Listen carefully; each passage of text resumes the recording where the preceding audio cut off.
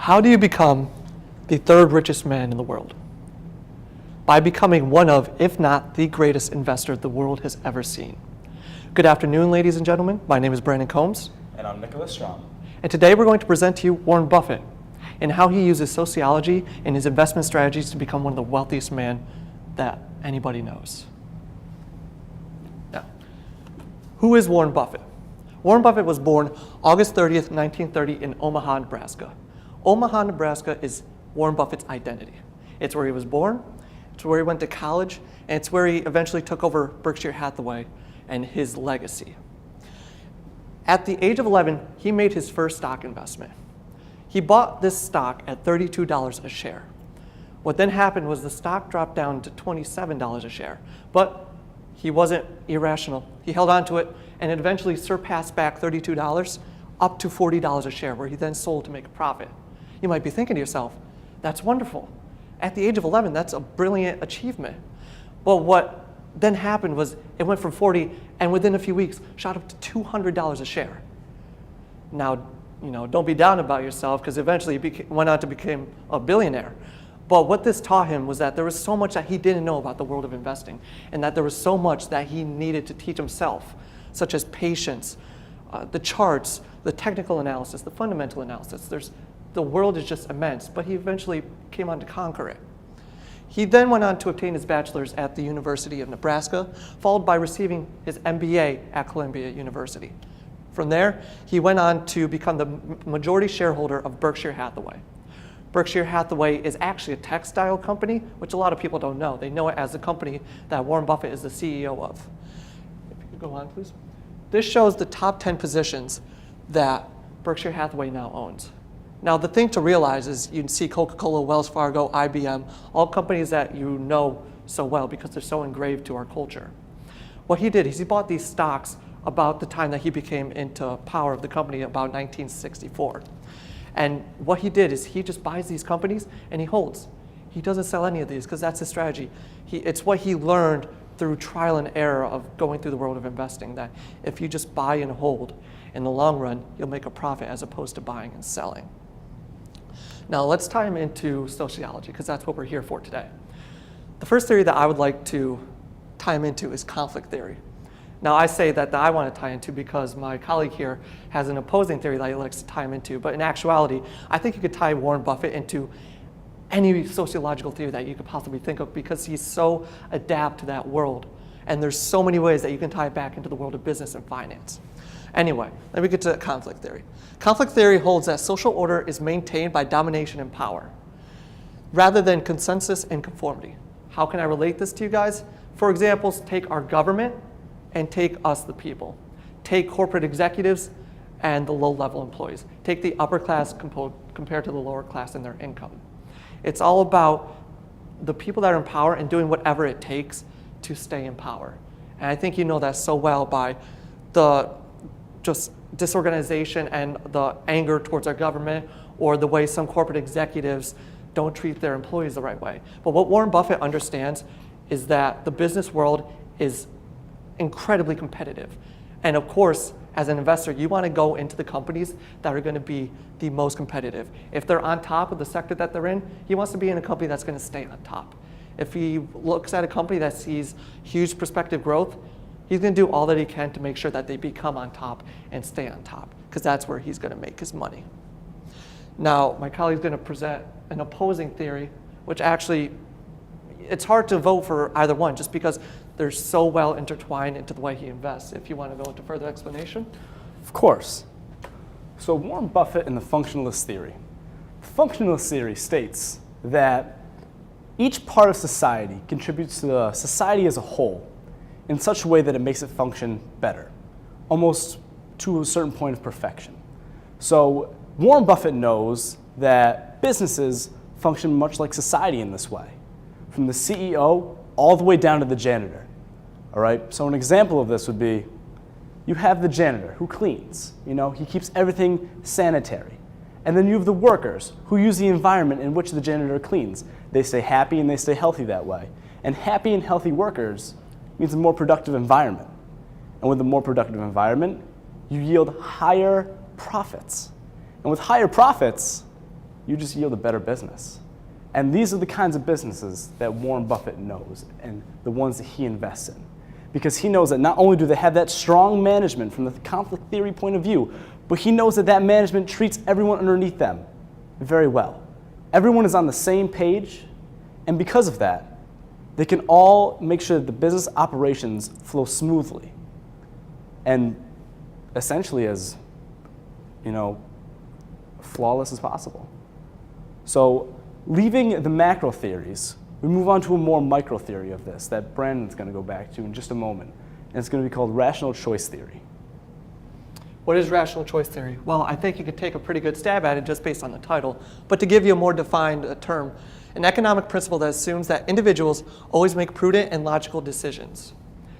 Now, this sounds very, very hopeful. It's very ideological and wishful thinking, if that. In fact, there's an opposing point of view that's a whole study field in finance called behavioral finance, which is actually based on the idea that individuals often make irrational decisions. Now, let me give you an example of this. Say, for example, herd behavior. Say you go into your local convenience store and you pick up the Wall Street Journal. You see on the front cover of Wall Street Journal, Coca-Cola acquires a good majority share of Monster energy drink beverages, which actually just happened about 2 months ago. And you see that and you think, wow, they're expanding their business from typical club soda to the energy drink market, which is I think about a $7 billion market. And you see that and you think, I better get into Coca-Cola. There's no doubt that their price is just going to just skyrocket from this. But what you might not be thinking at that moment is, you're not the only one reading the Wall Street Journal. There's millions around the country, if not the world, that just saw that exact same story. And what are they thinking? The same exact thing that you are. And so what's everybody going to do? They're all going to get into Coca-Cola. And that's going to overinflate the price, which it can't keep the stability of that, and it's going to take a crash. And a portion of the people are going to get in too late, and they're going to suffer a loss. And Warren Buffett understands that you can't have a strategy where you follow the mentality of other people. You have to have your own clear state of mind and your own decision making. And his strategy is, like I said before, to buy a company, hold on to it. Hold on to it till you die if you have to. Hand it off to somebody else and let them hold on to it. You might not realize the gains, but you'll just keep making profit. And if you're the CEO of a company, that's exactly what you want to do for your shareholders. It's opposed to the point of view of most investors, which think that they can beat the market by buying a company then selling, buying and selling. Buy one company, keep that one, buy another one, but sell that one. I don't know if you're catching on, but those people don't do as well as buying and holding, just because you can't time the market. You may think you could time the market, but it's just wishful thinking. Because if you buy a company, hold on to it, you'll see it goes through a cycle, which my colleague will go into, which is known as the economic or business cycle. So the economic or business cycle is a cycle through the economy, essentially is what it states, it follows peaks and troughs through the stock market and just our economy as a whole. So let's say, for an example, you invested $1,000 in the beginning right here, right? You said, okay, I'm going to leave my money up to the stock market and I'm going to see what I can do with it. Because you heard somewhere that this guy made a whole bunch of money in the stock market, but you also heard that this guy made a little bit of money. He might have even lost some. So going back to this, you're like, I'll take my chance, but I'm going to start I'm going to start with a small amount and give it a go.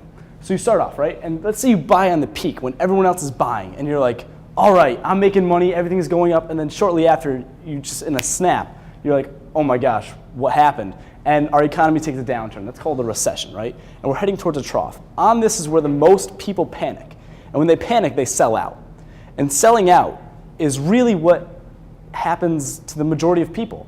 They're like, okay, my money's going to be gone. I'm just going to sell out and minimize my losses. But what they lack to understand is that this cycle occurs between every 5 to 7 years. So if they just hold on to it, like Warren Buffett suggests, then in even 3 to 4 years, it's already going to be on its way back up past what you were making before. So let's say you held on to whatever you bought for $1,000 for 14 years and you went through 2 full cycles, just hypothetically saying. And you would get up to this point. The stock market on average makes about 16% per year. Now, some years it might be down 30 and up 50. You don't know that, but on average, it makes 16% per year. And the banks that you have your money in right now are only making you 1% per year. And the thing is here is you're like, oh, 1%, I'm still making money on my money. Inflation is 10%. And because inflation is 10%, that means that you are losing your money to the banks every year. You're just losing the value, and our dollar is becoming worth less and less. So, with investments, you follow it through. You start off with $1,000. 14 years later, you're above 200% increase, and now you're rocking somewhere in $3,000, chilling lovingly.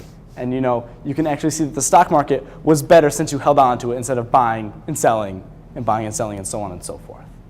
If I could just inject quick, just a quick tip and advice.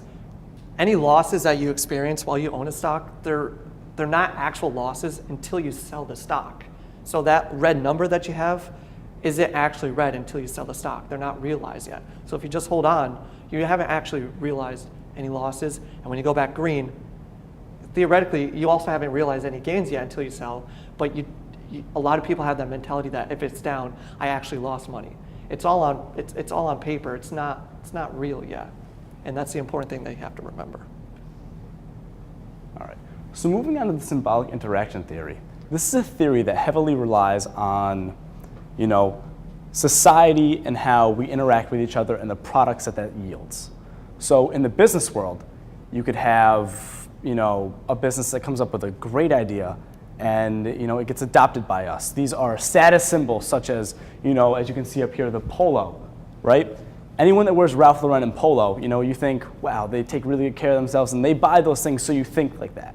You think that they're worth more, and you think that they have something that they can provide to you more, rather than a person that if they came up to you and was wearing something that was just bland and had no logo on it, they'd say, okay, they wouldn't judge you for that, but just it would be more noticeable if someone had that, that horse on their shirt. Or, Uggs, for example, that is just such a huge social symbol, and it's been adopted by cultures all over the world, but really here in America, where I grew up, every single girl owned a pair of Uggs. That brand became so adopted into our culture that it just fits the symbolic interactionism theory so perfectly. And then you have, of course, Starbucks and Coca-Cola. Coca-Cola, you're watching the Super Bowl, an all-American thing, something that we adopted, And you see the polar bears, they're drinking their Cokes, they're having a great time. And it's just such an American-based thing, It's not, and there's no other country that has that kind of influence with Coke. And its roots are in America, and people understand that. And Starbucks, if you go down to New York City, there's one on every corner. Every girl's drinking their Frappuccino, It's just a constant thing with us. It's all these different brands just are made by businesses that end up getting adopted by the full members of society, and those businesses are the ones that Warren Buffett would like to invest into, because he knows that those businesses, if they can get adopted, will do the best. They will make the most money and yield the most profits. And then going on to the next thing, there are other theories that Warren Buffett could be associated with, such as Darwinism, as everyone knows, is survival of the fittest. And that's really where he wants to make his first stand, is that you need to make time for yourself, so you do the best first. But after you've done that, he would move on to the pro-social behavior theory, which is where you would help others without need for reward. Not in monetary ways, but more in a way of giving advice. Give them something that isn't tangible, but is something that you can grasp in your mind, you can process it yourself, and see what you do with it. And then the older that you get and the more, you rely less and less on your money, and the more that you decide to help others out, you move to the reciprocity norm, which is where you start, those people that you gave favors to might, hit some advice back to you one day and that you could take, or they might pass on your advice to someone else. So that person who was helped is going to help someone else, and it's just an ongoing structure. And then what he really wants to spread is the investment theory, which is knowledge in using various theories to become a successful investor. It harnesses maybe 4 to 5 different investment theories that really captures the essence of what investing is. Now, to take it back from a little bit of a serious note, just a little fun fact to make you feel envious of Warren Buffett. His net worth is $71.4 billion, making him the 3rd richest man in the world. I cringe at that. I just get so disappointed when I see that number because I know I'm not going to get there. But interesting enough, he made 99% of his wealth after turning the age of 50. And if that's not patience, I don't know what that is. In 2013, if you averaged out what he made that year, that would equal $37 million each day for 365 days. That is just astonishing. I don't even think you could spend that much in each day. At least I couldn't. He might be able to. Berkshire Hathaway is the most expensive stock that is traded publicly on the markets, trading at about currently $224,000 for one share. Just to give you a comparison, Apple, the company that we all know, our iPhones, our MacBooks, about $110 a share. That's astonishing. And if you had invested $1,000 back in 1964 when Warren Buffett became the majority shareholder of Berkshire Hathaway, today you would have $11.3 million. $1,000. I think people could find that if they could see those sort of returns in that amount of time. Sure, it's a long time to wait and not grab that money back, but that just proves what patience and what his investment strategy can do for you as an investor. And last but not least, very interesting enough, he is giving away his entire net worth upon his passing, leaving just enough for his kids to go to college, but the rest, the billions of dollars, to charities of his choice. One of the major ones being the Bill and Melinda Gates Foundation. And what this proves to you is just how humble of a man that he is.